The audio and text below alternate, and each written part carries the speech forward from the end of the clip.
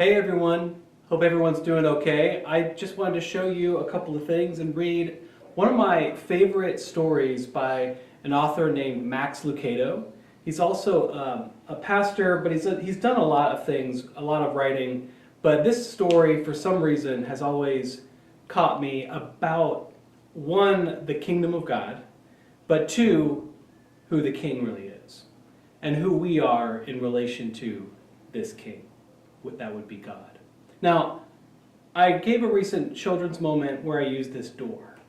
And I talked about how Jesus is knocking on the door, and instead of just opening the door and inviting Jesus into our way of living, it's almost as if Jesus is opening the door and inviting us into Jesus' way of living. And this story reminds me a lot about that, about what could life really be like if we chose to live our life the way that Jesus speaks over us. What if we could see ourselves the way that God sees us? So here is You Are Special by Max Lucado.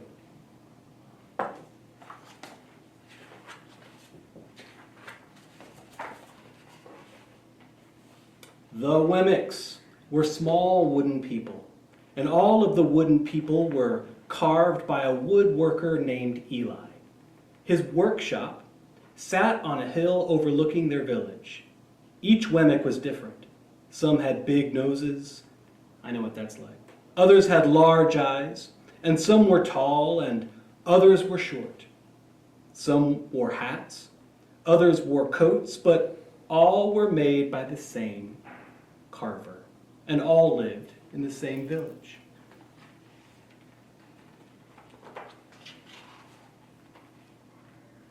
All day, every day, the Wemmicks did the very same thing. They gave each other stickers, and each Wemmick had a box of golden star stickers and a box of gray dot stickers. And up and down the streets all over the city, people spent their days sticking stars or dots on one another. The pretty ones, those with smooth wood and fine paint, oh, they always got stars. But but ones that had rough wood and maybe their paint was chipped, well, those Wemmicks, they got dots.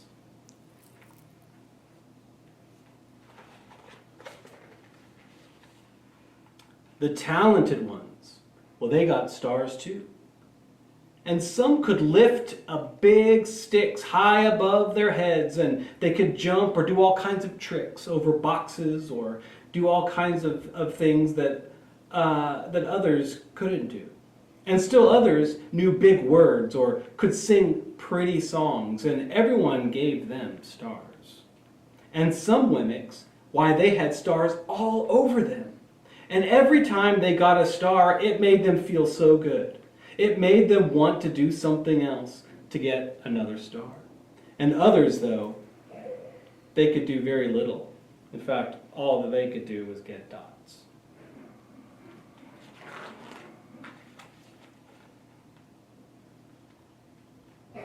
Punchinello. Punchinello was one of these that always got dots. He tried to jump high like the others, but he always fell. And when he fell, the others would gather around and they would give him dots. And sometimes when he fell, the wood got scratched and the people would give him a dot because his wood got scratched. And then when he would try to explain why he fell, why, he would say something silly, and the Wemmicks would go and give him another dot. And after a while, he had so many dots that that he didn't want to go outside. He was afraid that he would do something dumb, such as forget his hat or step on the water, or then people would laugh at him and give him another dot. In fact, he had so many gray dots that some people would come up and give him a dot for no reason at all.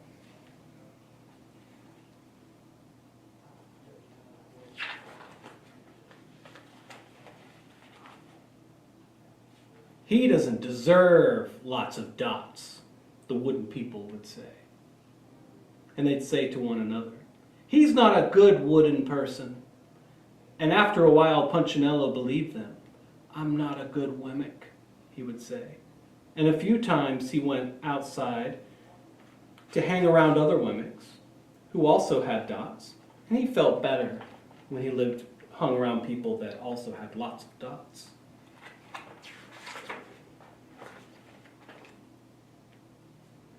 One day, he met a Wemmick who also was unlike any he had ever met. She also had no stars or dots. She was just wooden, and her name was Lucia. It wasn't that people didn't try to give her any stickers, it's just that the stickers didn't stick. And some of the Wemmicks admired Lucia for having no dots. And so they would run up to her and try to give her a star, but it would fall off. And others would look down on her for not having any stars or any dots. So they would go up to her and they would try to give her a dot, but that dot didn't stick either.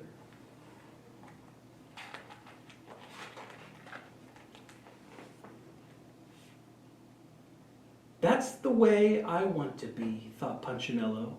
I don't want anyone's marks. So he asked the stickerless Wemmick how she did it.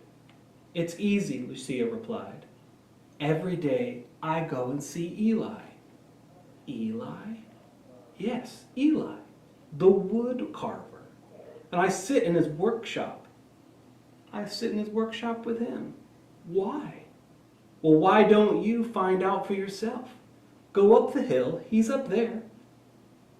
And with that, the Wemmick, who had no stickers and no stars or dots, she just skipped away.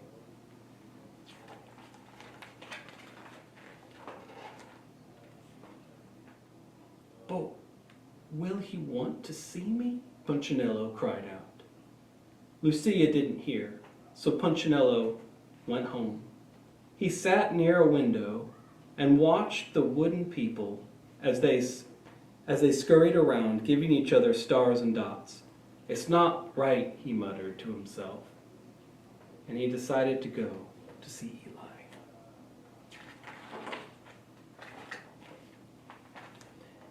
He walked up the narrow path to the top of the hill and stepped into a big shop. His wooden eyes widened at the size of everything. He stood. The stool was as tall as he was. He had to stretch his tiptoes to see the top of the wood bench, and a hammer was as long as his arm. Punchinello swallowed hard. "I'm not staying here." And he turned to leave, but he heard his name. "Punchinello?" The voice was deep and strong. Punchinello stopped.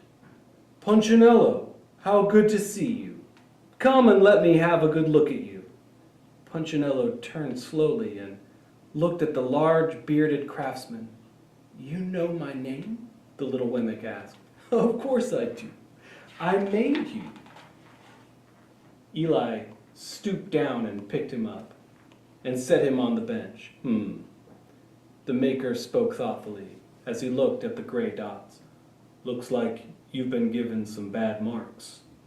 "I didn't mean to, Eli. I really tried hard." "Oh, you don't have to defend yourself to me, child. I don't care what the other Wemmicks think." "You don't?" "No. And you shouldn't either. Who are they to give stars or dots? They're Wemmicks just like you. And what they think doesn't matter, Punchinello. All that matters is what I think. And I think you are pretty special." Punchinello laughed. "Me? Special? Why? I can't walk fast. I can't jump. My paint is peeling. Why do I matter to you?" Eli looked at Punchinello, put his hands on those small wooden shoulders, and spoke very softly and slowly. "Because you're mine. That's why you matter to me." Punchinello had never had anyone look at him like this, much less his maker. He didn't know what to say.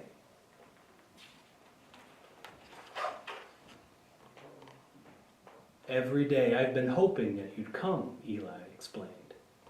I came because I met someone who had no marks, said Punchinello. I know, she told me about you. Why don't the stickers stay on her? The maker spoke softly.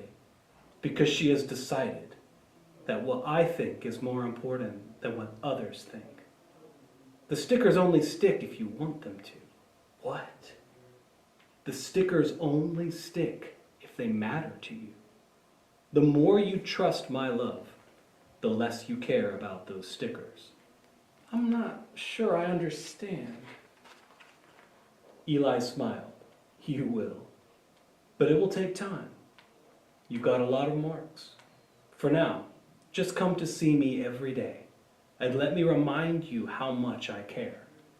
Eli lifted Punchinello off the bench and set him on the ground. Remember, Eli said, as the Wemmick walked out the door, you are special because I made you, and I don't make mistakes. Punchinello didn't stop, but in his heart he thought, I think he really means it. And when he did, a dot fell to the ground. It's a good story. It's a good story about remembering that when we spend time with our Creator, and when we spend time with the one that made us, we care a lot less about the dots or the things that people say, and a lot more about the God that made us and who knows us and loves us. It's a really important story, and so I hope that you enjoyed this. I hope you go and thinking and remembering that you are special too. And that each day that you spend time around folks that you are with at home, or with people that are around you, or maybe your siblings, brothers, sisters, parents, maybe some friends, you can remember and consider that every single person that you know in your life has been made by the same God. Every single person that you see walking on the street, that you see and even can imagine, has been made by the same God. That's a powerful love. That's a God that loves people, all people. And so go with confidence and remember that that same God that made you loves you.